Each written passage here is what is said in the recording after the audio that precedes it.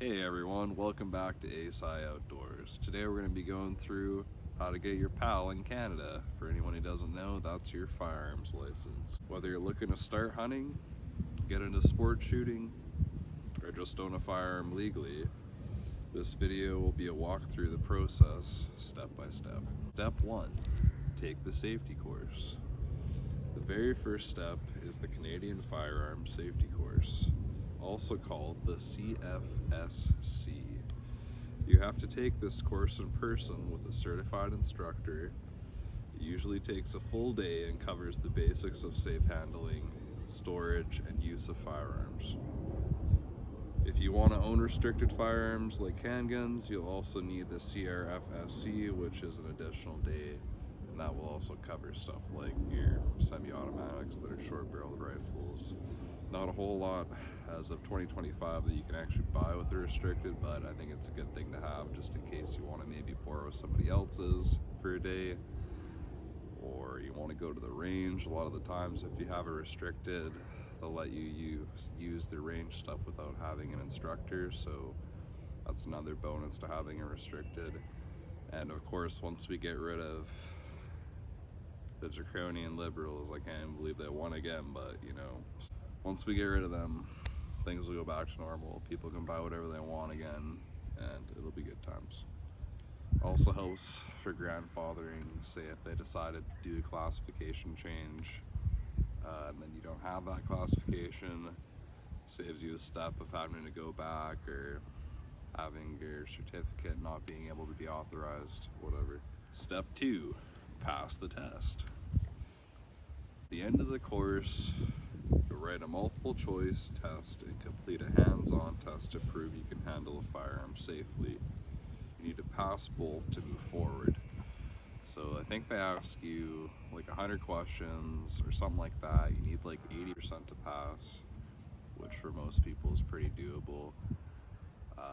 Most of it's pretty common sense, straightforward questions, safety minded for the most part. Things to keep you safe and other people safe, and also teach you how to properly use a firearm. One of the main things to note is don't point the firearm at the instructor, as that is an automatic fail, and there's a few people out there that have completed a handwritten test and passed that, but managed to point a firearm at an instructor and end up failing due to that. Step 3, the application. Once you pass, your instructor will give you the paperwork you need to apply. Download the RCMP form 5592 from their website. Fill it out, add a photo, passport style, and include 2 references who have known you for at least 3 years. The fee is $60 for the non-restricted PAL or $80 for the restricted PAL. You'll need to mail the form and your test results and payment to the RCMP in Miramichi, and that is in New Brunswick. The ladies who work there are actually very, very nice. I've dealt with them multiple times. Good people to deal with. Not your typical RCMP encounter if you're familiar with dealing with them in any other setting. So if you call them, definitely be respectful. They're nice people. A large portion of Miramichi works there, so it's pretty important for their town. They're very supportive of us, we're supportive of them. Step 4, background check and wait times. The RCMP will run background checks and contact your references. They'll also do a 28-day mandatory waiting period. In reality, most people are going to wait 2 to 6 months. Some people could be looking at anywhere from 8 months to a year, just depending on what your province is.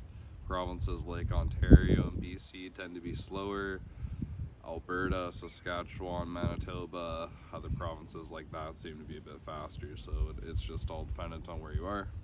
Sometimes they'll contact your references, sometimes they won't. If you have anything on your background that's like assault charges, weapons bans, anything like that, they're likely not going to let you have a firearms license at this point. So that's kind of why we have our checks and balances in the system there, for anyone who's wondering. And then step number 5, restricted versus non-restricted.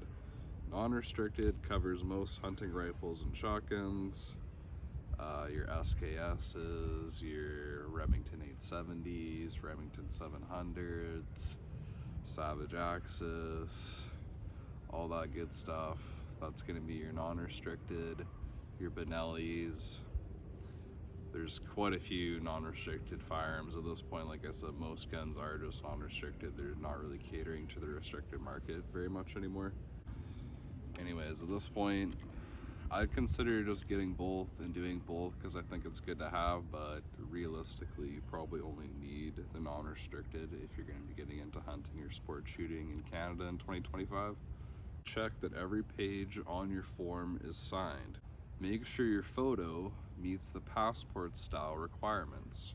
Photocopy your paperwork and keep a copy of it just in case they lose it, which is known to happen. If you have something where you're waiting for a super long time, there might be something that's a discrepancy on your form. I actually had that originally when I filled mine out. I checked a box that was not the right box. I had to call them.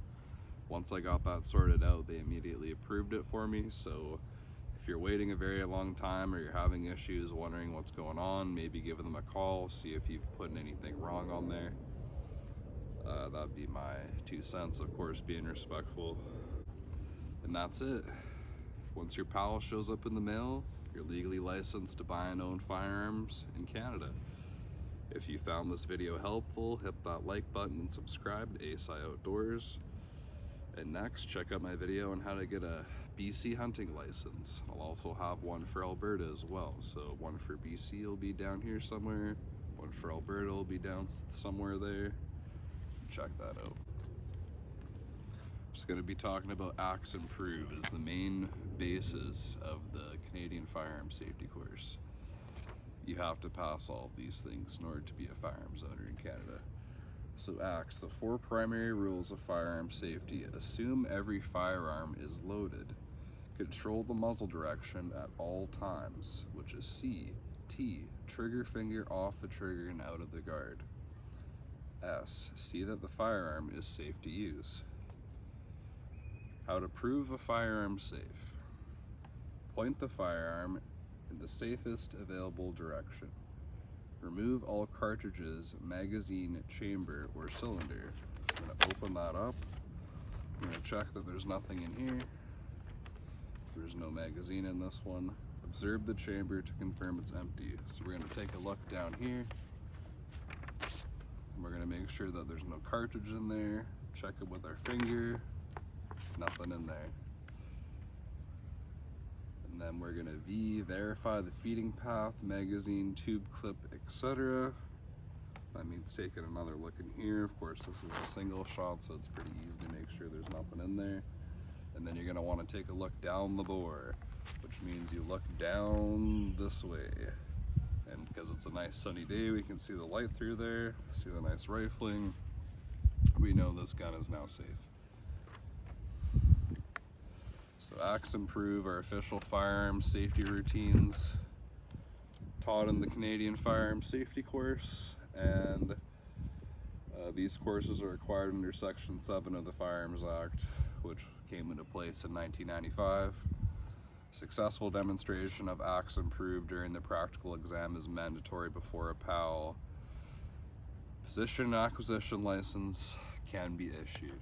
So I hope that helps everyone, and that's been my video on how to get a PAL.